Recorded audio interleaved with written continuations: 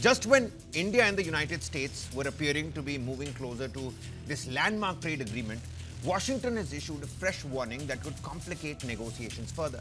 US Treasury Secretary Scott Bessent has said that American tariffs could go back to exactly where they were if the United States completes its ongoing Section 301 investigations.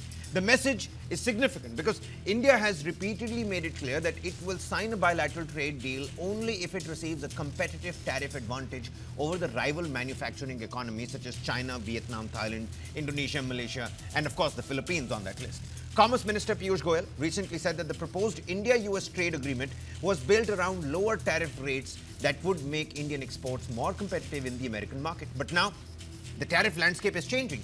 Earlier this year, tariffs imposed under the International Emergency Economic Powers Act were reduced, giving India a better negotiating position. However, after legal challenges to those tariffs, the US shifted to a new framework under Section 301 of the US Trade Act. Scott Bessent has now warned that once these investigations are completed, tariff rates could return to their previous levels. Washington has already proposed a new tariff of 12.5% on Indian goods, expected to come into effect on the 7th of July.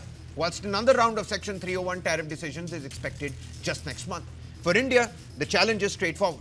Without a tariff advantage over competing countries, New Delhi believes there is little incentive to operationalize the trade deal.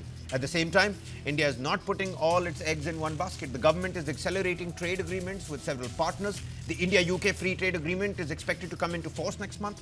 Negotiations with the European Union are progressing, while trade agreements and arrangements with Oman, the Eurasian Economic Union, Canada, Peru, and Chile, they continue. So while trade talks with Washington continue, India has sent a clear message. It wants a deal, but not at the cost of its competitiveness. The coming weeks will, however, determine whether both sides can bridge the tariff gap or whether the world's two largest democracies will have to return to the negotiating table once again.